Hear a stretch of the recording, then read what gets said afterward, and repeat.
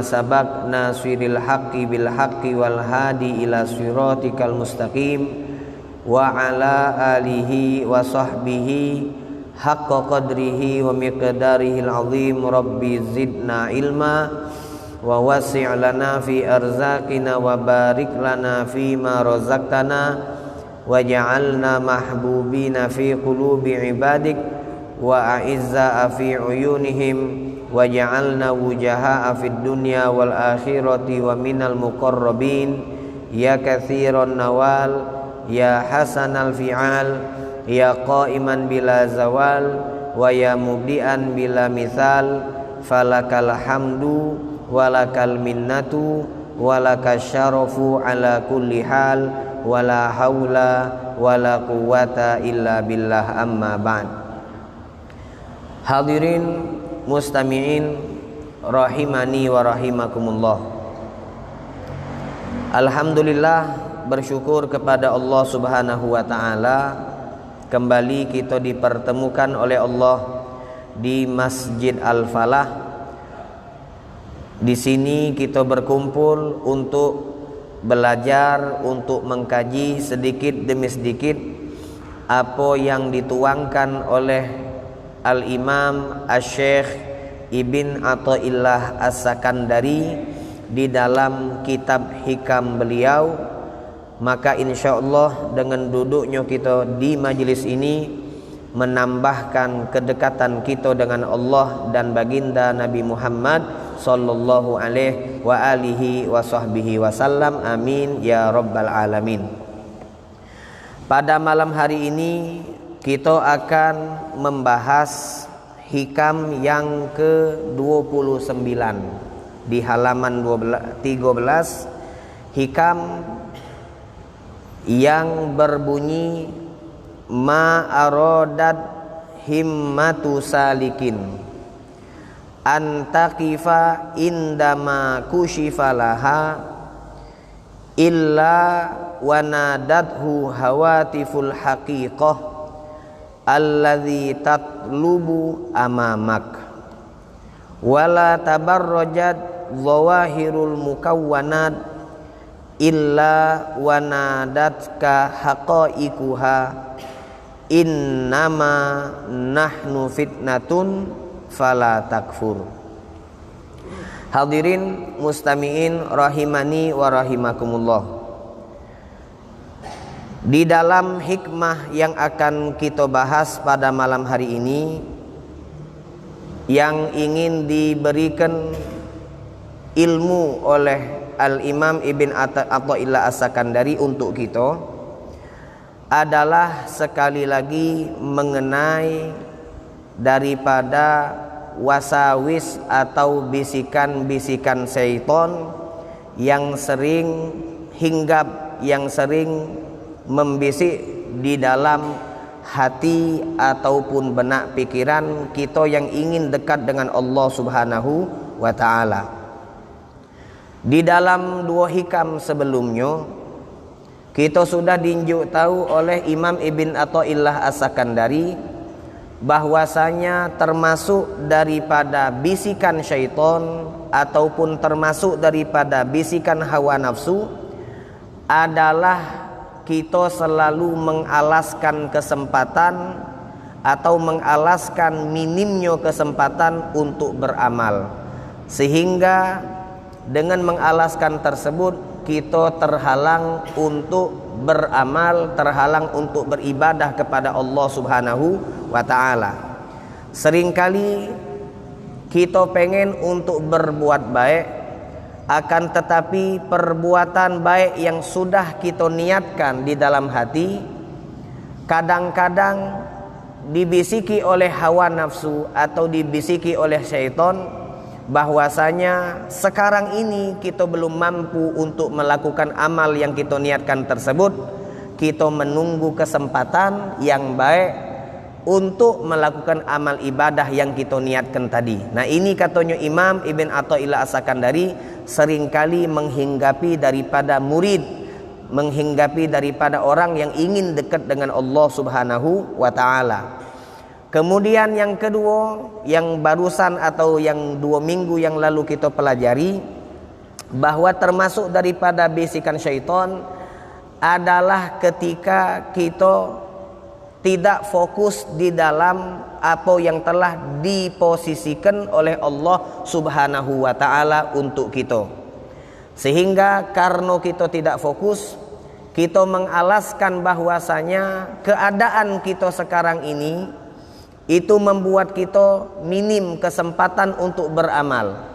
Keadaan kita sekarang ini baik berupa pekerjaan ataupun selainnya membuat kita tidak maksimal di dalam memberikan manfaat terhadap sesama. Maka katanya Imam Ibn Athaillah As-Sakandari, ini juga termasuk daripada bisikan hawa nafsu. Artinya apapun pekerjaan, sedikit apapun kesempatan yang kita miliki, maka jangan mengalaskan pekerjaan, jangan mengalaskan kita tidak memiliki kesempatan sehingga kita meninggalkan atau tidak berniat untuk melakukan amal ibadah kepada Allah Subhanahu wa taala. Ini adalah bisikan-bisikan yang sering menghinggapi benak hati daripada hamba Allah yang ingin dekat dengan Allah Subhanahu wa taala. Kemudian di dalam hikam yang ke-29 di sini kita artikan ma aradat himmatu salikin antakifa indama kushifalaha illa wanadathu hawatiful haqiqah alladzi tatlubu amamak. Apa dia artinya? Ma aradat, tidaklah berkeinginan, himmatu salikin, semangat dari seorang salik. Salik itu yaitu yang berjalan di jalan suluk.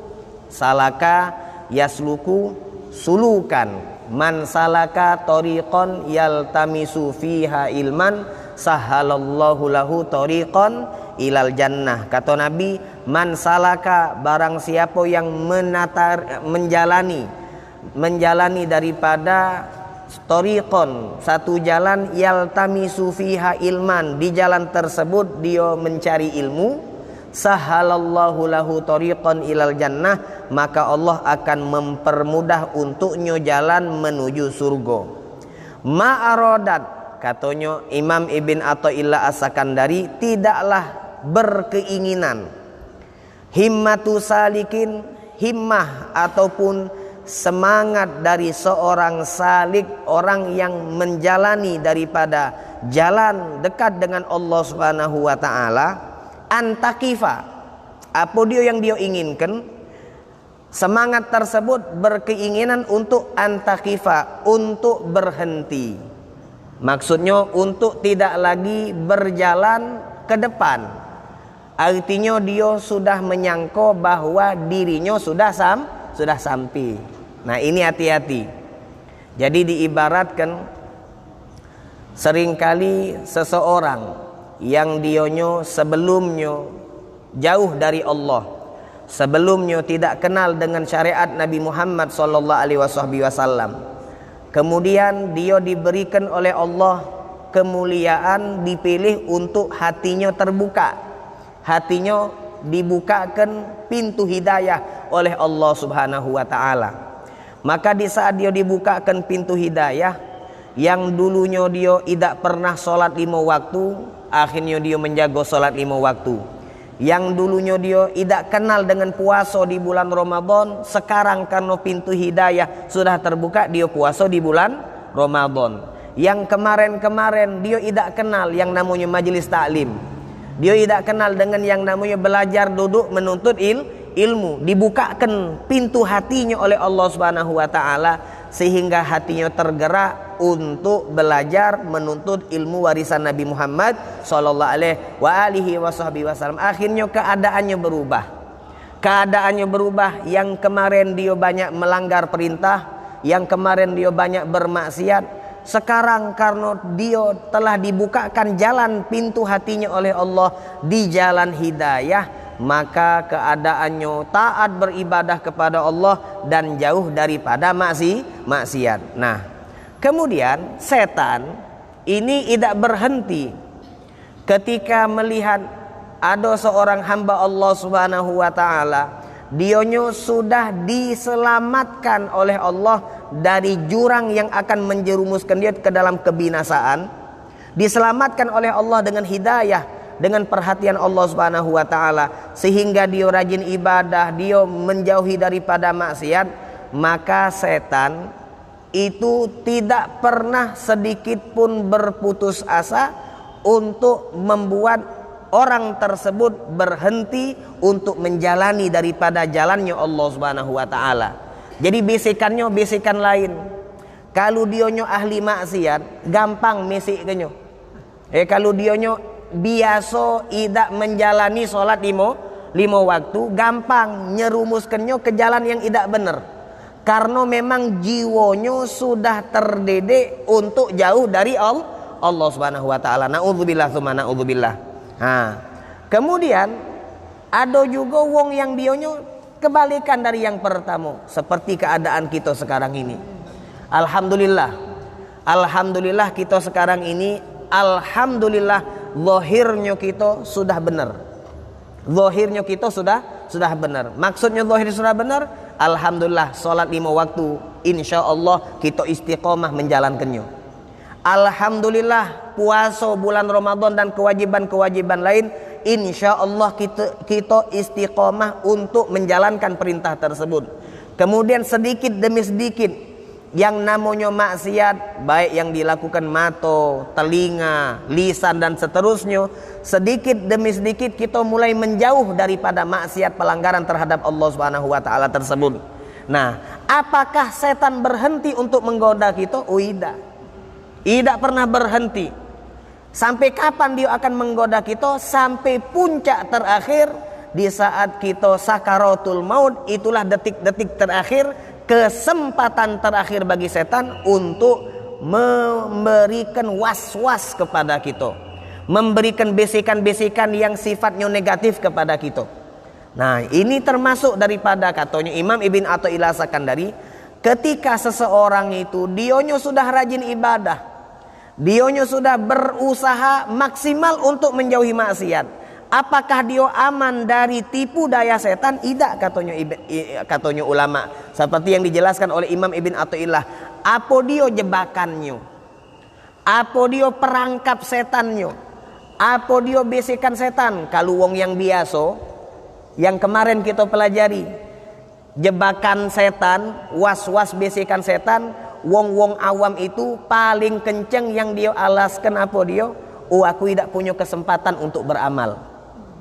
Aku ni kau lemah, kau dak katik gawian, kalau aku sibuk, jadi aku dak pacak-cak kau. Itu wong biasa.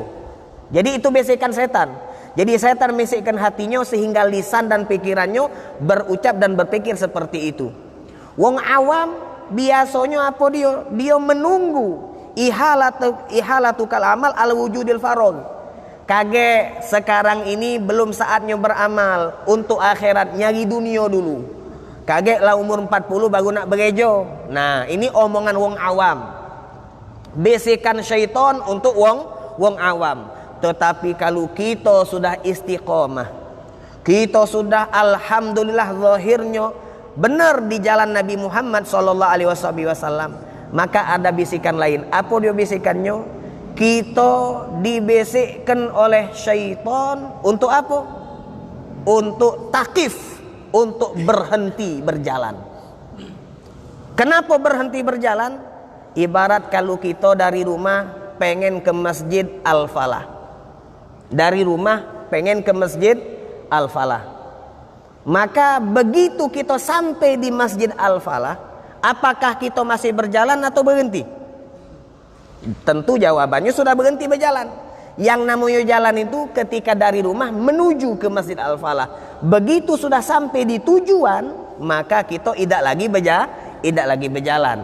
Nah, inilah katanya ulama, bisikan syaitan itu memerintahkan jiwa kita, semangat kita untuk beribadah, semangat kita untuk menjauhi maksiat dihentikan oleh bisikan setan. Apa dia bisik ke? Ente sudah nyampe. Ente sudah sampai. Kita ni beribadah itu sedang berjalan. Tujuannya kemana? Keridhaan Allah Subhanahu wa ta'ala. Kita nih menjauhi maksiat itu juga sedang berjalan. Kalau bahasa hakikatnya kita sedang menjalani suluk. Kita sedang menjalani suluk. Jadi suluk tuh sebenarnya tidak repot-repot. Harus berjenggot panjang, harus baju ida. Suluk itu jalani apa yang diperintahkan oleh Nabi Muhammad. Tidak perlu nak maki bayat-bayatan. Kan sekarang ini kan minta maaf, ada juga wong yang dionyo slogannya suluk, dia punya wirid atau dia punya hizib dan seterusnya. Bahkan cincin be lagi dijual. Cincin anak semalam terjingok di Facebook. Cincin kata dia. Cincin ini untuk menarik rezeki, untuk penakluk, untuk ini ada ijazahnya. Ada yang nanya berapa? Ada dia makin nanya pula di juga Facebook tu. Berapa? Makin guru tu nyawat pula 200.000 be kata dia. Nah, alangkah untuk meraih ridha Allah. Tidak aja itu, tidak diperjualbelikan. Jadi suluk itu artinya jalani syariat Nabi Muhammad sallallahu alaihi wasallam. Jadi ketika kita menjalankan salat, kita beribadah kepada Allah, menjauhi maksiat, itu artinya kita sedang suluk, sedang berjalan menuju ridha Allah Subhanahu wa taala. Dan seringkali dijelaskan oleh para ulama yang namanya jalan menuju Allah Subhanahu wa taala itu ada bidayah, ada permulaan, dan dak kate puncak nihayahnya. Bidayah itu permulaan, puncak bahasa Arabnya nihayah. Setiap permulaan pasti ada puncak, ada nihayah, benar kan? Segala sesuatu yang diawali pasti ada akhir, pasti itu. Nah, kecuali suluk, kecuali jalan menuju Allah Subhanahu wa taala. Maka yang namanya kita ketika menjalani suluk, yakini seyakin-yakinnya itu ada bidayah. Apa dia permulaannya? Tiada lain dan tiada bukan, permulaannya adalah iradah, keinginan. Keinginan yang diberikan oleh Allah di dalam hati kita untuk masuk ke jalan hidayah. Ibarat kata hidayah ni jalan. Kita sekarang berada di luar jalan tersebut. Maka bidayah, permulaan untuk kita suluk apa dia? Yaitu ketika hati kita digerakkan oleh Allah untuk apa? Untuk memilih aku nak berjalan di jalan hidayah. Itu permulaannya. Nah, begitu kita masuk, nak ngegas, nak berjalan, apa dia modalnya? Modalnya adalah taubat. Modalnya adalah taubat kepada Allah. Karena mustahil kita bakal berjalan jauh ke depan selama kita masih ada sangkut paut dengan dosa dan kemaksiatan. Jadi taubat dulu, itulah gas pertamanya. Gas pertamanya itu, injekan gas pertama yaitu taubat kepada Allah subhanahu wa ta'ala. Nah, ini taubat ini yang namanya taubat itu harus kita bawa sampai kita kenal dengan Allah Subhanahu wa taala. Jadi jangan kita ngatakan, oh pertama sudah taubat, begitu berjalan sudah lepas taubat. Tidak, taubat ini selama-lamanya. Sampai kapan? Tidak kate batasnya, tidak kate puncaknya. Jadi kalau ada bisikan syaitan mesikkan kepada kita di saat kita sudah bersemangat untuk dekat dengan Allah Subhanahu wa taala, lalu dia membisikkan, cukup, give itu cukup, stop, kaulah sudah sampai, jingoklah keadaan kau sekarang berbeda dengan kemarin-kemarin. Kaulah sudah istiqomah, kaulah sudah baik, kau jadi kau kalau itu kau. Kemudian kita mulai menilai daripada alam sekitar kita. Nah, budak ni masih mengon. Mulai kalau sudah kau itu kan ujung-ujungnya memuji diri, kemudian mendiskreditkan, meremehkan wong lain. Kau ni lah sudah masya Allah di masjid 5 waktu, berjamaah. Kau ni sudah masya Allah, di mana ada majlis kau pasti ada. Maki ada pujian dari wong pulo. Ui kau ni hebat nian. Wong muji kita. Hati-hati, pujian itu bahaya. Wong muji kita. Ai sekarang ini lain kau Idak cak dulu-dulu. Sekarang kau lah pacak maki peci putih. Sekarang lah kau pacak bersarung bersewet. Sekarang kau lah sudah menjadi aktivis majlis taklim. Mulailah terbang. Terbang kita punya hati. Terbang kita punya jiwa. Terbang kita punya hawa nafsu. Nah itulah bisikan setan datang. Tinggal setan ngomong nyentik dikit bersama kita. Oh lah sampai berarti kau. Nah lah sampai. Nah ini kita yakini adalah talbisus syayatin. Talbis, apa dia talbis itu? Tipu daya setan, jebakan setan. Maka disebutkan di sini kalau dia memang seorang salik, kalau dia memang seorang yang dari awal dia niatnya lillahi ta'ala, maka di saat setan datang kepada dia, membisikkan, menghembuskan di dalam hatinya, kau sudah sampai, cukup, kau jangan berjalan lagi. Maka di saat itu pula, indama kushifalaha illa wanadathu, maka akan ada panggilan. Akan ada panggilan. Siapa yang manggil? Hawatiful haqiqah. Hawatiful haqiqah. Panggilan hakikat. Panggilan hakikat. Nah, ini penting.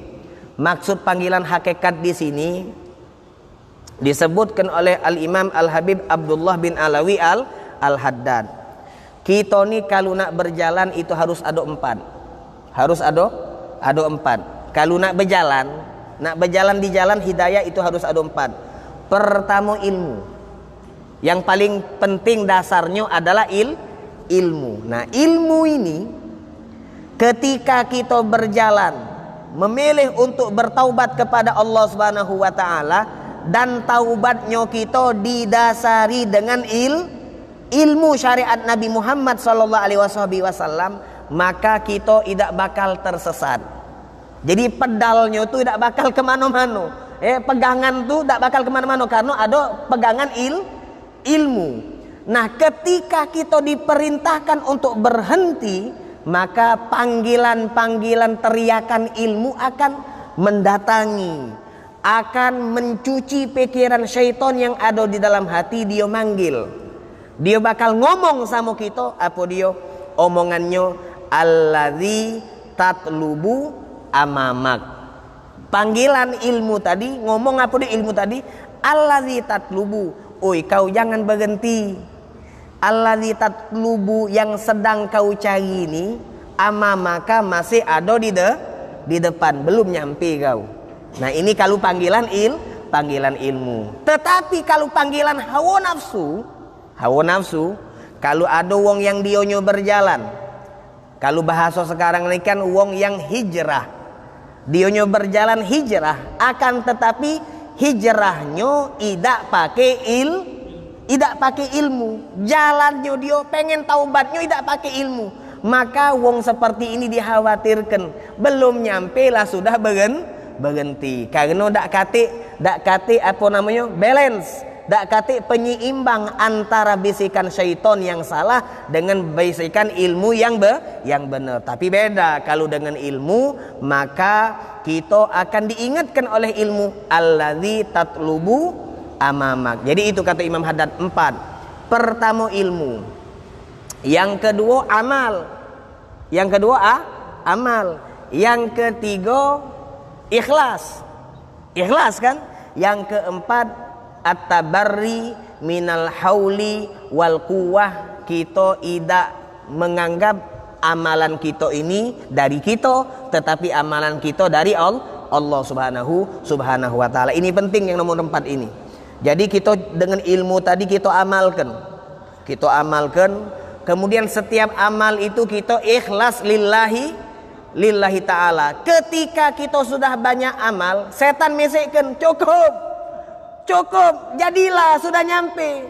Maka ingat at-tabarri minal hauli wal quwwah. Uida la haula wala quwata illa billah. Aku sebanyak apapun beribadah masih banyak nikmat Allah yang diberikan kepada aku, maka tidak pantas sekarang ini aku stop. Alladzi tatlubu amamang, yang aku tuju masih ada di depan. Nah, ini yang penting untuk selalu kita ingat. Apa dia? Bisikan yang berbahaya ketika ada bisikan di dalam hati, untuk kita berhenti atau beristirahat sejenak, maka jangan percaya bisikan tersebut, karena itu adalah sumber bisikan syaitan. Nabi Muhammad sallallahu alaihi wasallam, Nabi Muhammad di dalam surat Alam Nashrah Laka Sadrak, fa iza faragta fansab wa ila rabbika fargham. Kalau kita nak ngambil contoh dalam ibadah, jangan nyingok wong yang rendah daripada kita. Misal kita solat 5 waktu berjamaah, ada wong di sana dionyo solat tapi tidak berjamaah. Jangan kita ngambil contoh, oh jadilah aku tak apa-apa tidak solat sunnah, yang penting aku solat wajibnya berjamaah dibandingkan fulan. Kalau fulan tu dionyo tidak berjamaah, cuma solat 5 waktunya baik. Jangan kita seperti itu. Kita nyingok wong yang lebih di pojok kita.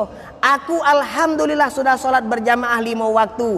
Nyingok kawan, dionyo bukan solat 5 waktu berjamaah tapi solat sunnah juga digawikan. Contoh dia. Nah, kalau nak contoh, ambillah contoh yang paling tinggi, yaitu Nabi Muhammad sallallahu alaihi wasallam. Kalau kita nyingok pribadi keseharian Nabi Muhammad, luar biasa. Beliaulah yang paling taat, beliaulah yang paling hebat ibadahnya kepada Allah. Beliaulah yang tidak pernah sedikit pun bermaksiat.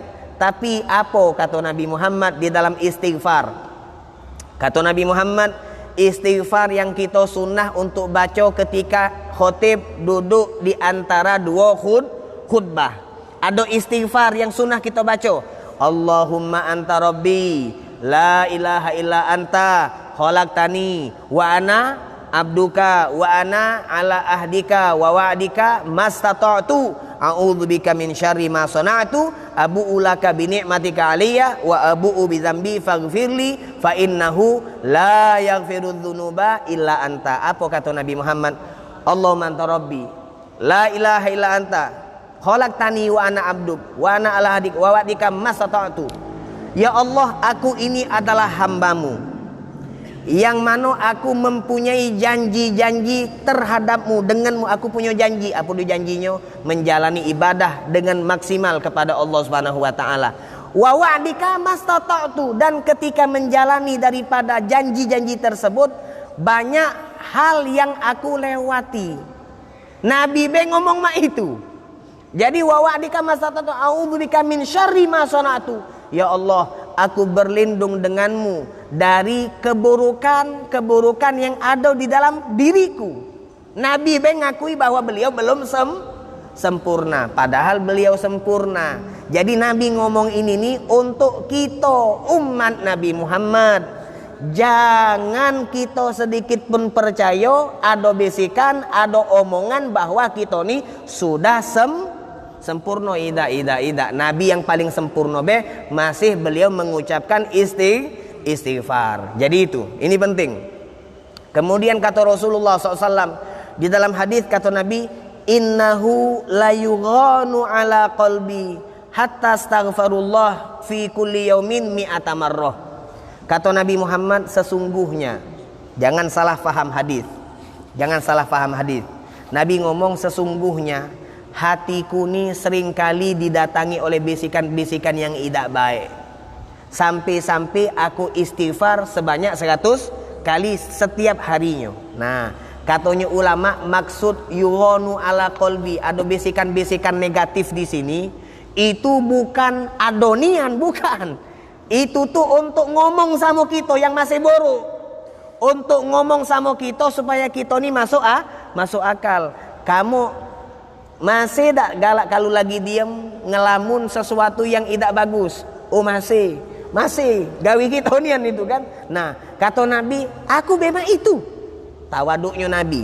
Padahal itu tidak terjadi di dalam hati Rasulullah SAW, tidak bakal terjadi. Cuma tawaduknya Rasulullah, aku memang itu, aku be istighfar 100 kali. Jadi itu idak kate istilah sekali lagi kita berhenti menuju atau berjalan di jalan Allah subhanahu wa ta'ala. Diceritakan ada seorang yang bernama Abdullah bin Mubarak. Beliau ini terkenal dengan istiqomah di dalam ibadah. Istiqomah dalam ibadah. Salah satu cerita terkenal beliau ini, beliau ada niat setiap tahun akan melakukan ibadah haji. Kalau tahun ini ibadah haji, maka tahun depannya beliau berjihad di jalan Allah Subhanahu wa taala. Jadi digenti-genti aja itu. Tahun ini haji, tahun depannya jihad. Tahun depan jihad, tahun depannya lagi haji, dan seterusnya. Akhirnya ketika datang tahun yang semestinya beliau itu pergi haji. Nah, sekarang model sekarang kan corona kan apa aja haji. Seharusnya beliau itu pergi haji. Di tengah perjalanan beliau mendapati ada seorang perempuan yang sedang makan bangki.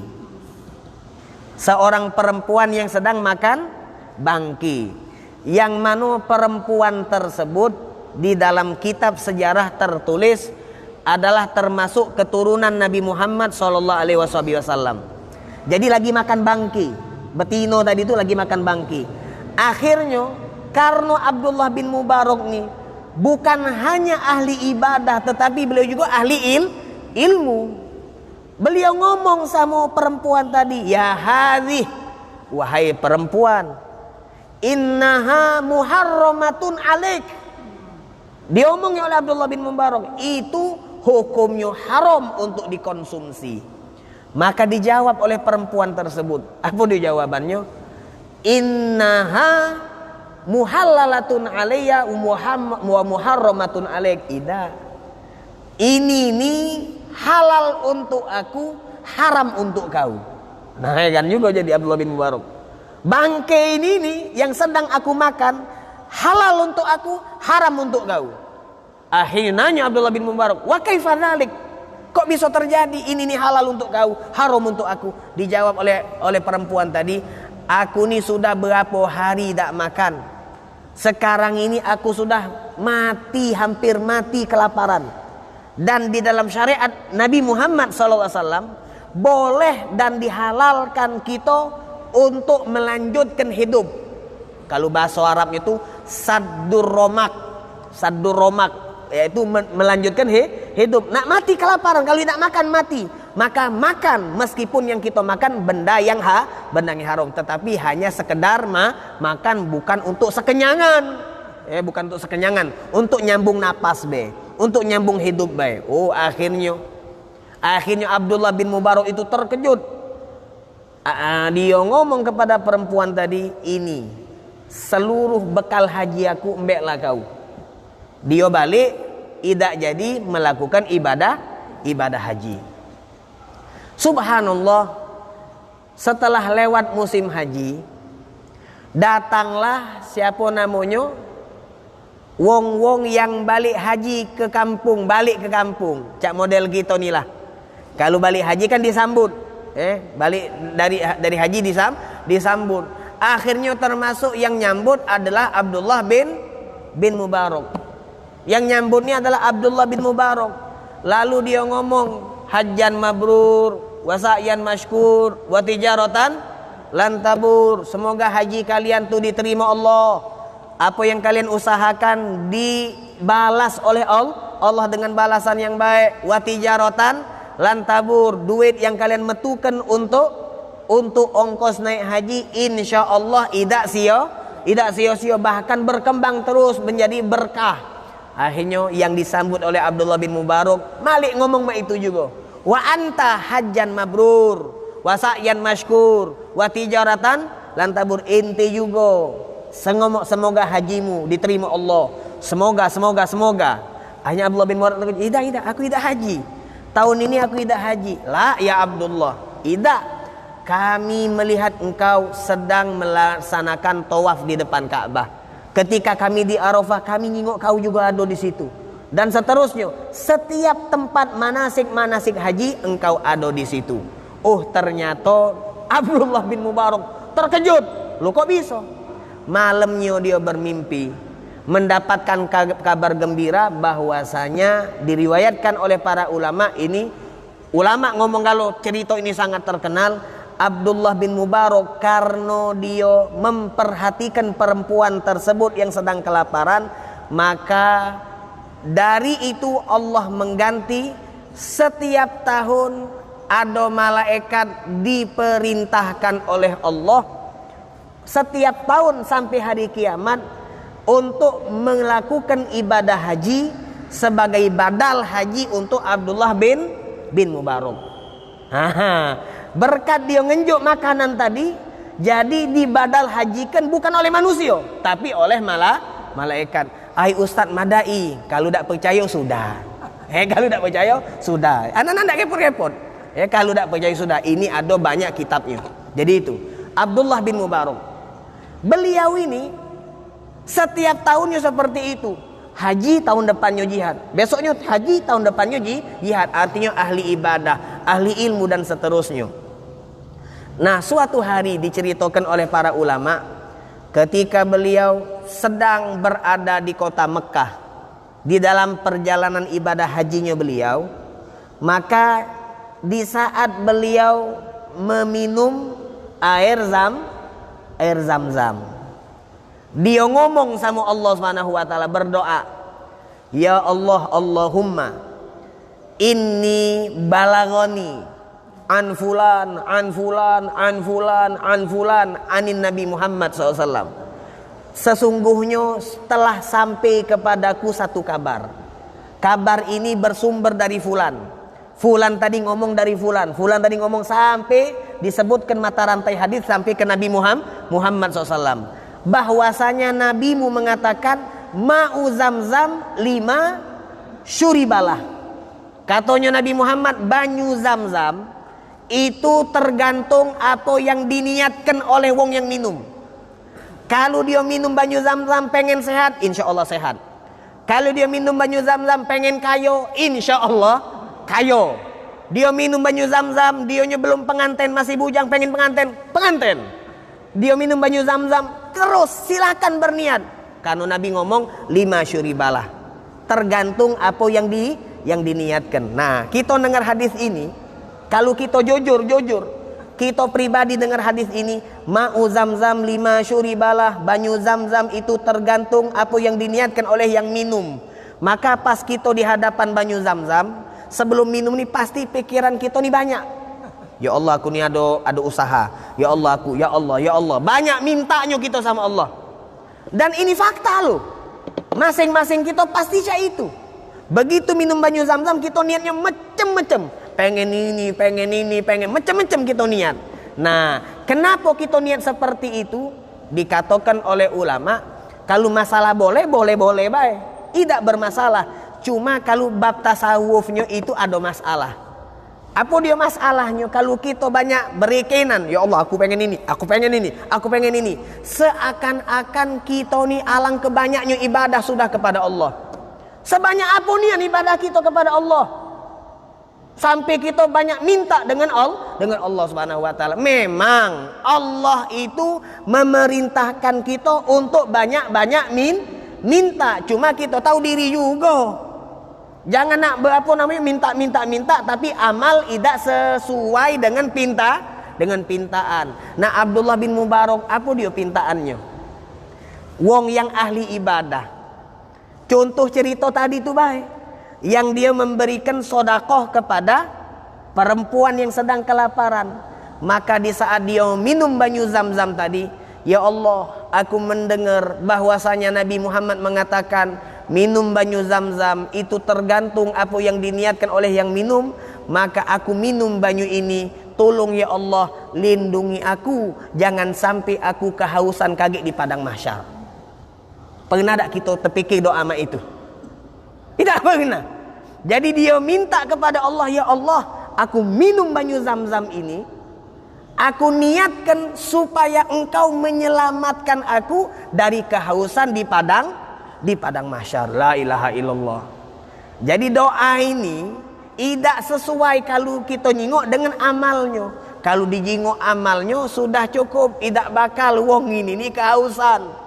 Tidak bakal wong ini bakal kelaparan di padang mahsyar, dan seterusnya dan seterusnya. Dia ahli ibadah, cuma masih mengakui sehebat-hebat kita beribadah, ibadah itu tuh belum maksimal. Makanya ketika perasaan ini ada di dalam hati, maka tidak bakal ada sombong terhadap amal, tidak bakal membanggakan amal, tetapi justru dia terus minta tawadu kepada Allah subhanahu wa ta'ala. Sebaliknya, jikalau kita merasa sudah maksimal di dalam amal, setan tinggal ngomong, cukup, berhentilah lah nyampi. Kemudian di saat kita sudah merasa maksimal di dalam amal, maka kita akan menyombongkan amal tersebut.